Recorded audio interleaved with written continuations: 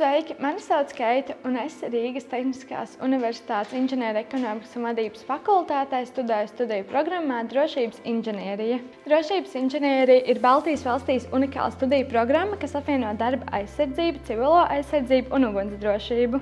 Studiju programma ir veidota atbilstoši Eiropas Savienības prasībām, profesijas standartu darba aizsardzības inženieris un ugunsdrošības un civilās aizsardzības inženieris prasībām.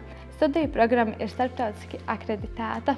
Studiju process notiek gan klasēs, klausoties lekcijas, gan laboratorijās un praksē, lai nostiprinātu iegūtās zināšanas un praktiskās iemaņas uzņēmumos. Iegūtā izglītība un kvalifikācija dod iespēju veikt darba vides iekšējo uzraudzību, kā arī risku vērtēšanu valsts un pašvaldības iestādēs, kā arī uzņēmumos, un risināt jautājumus, kas saistīti ar civilo aizsardzību un ugunsdrošību.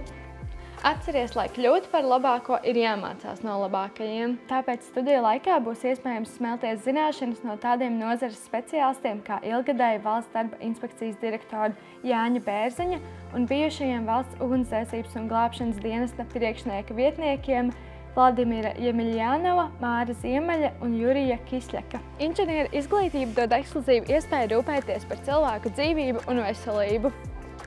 Jau studiju laikā tu saņemsi lieliskus darba piedāvājumus. Nāc studēt drošības inženieriju un parūpējies, lai gan tava, gan citu darba vietas būtu drošas.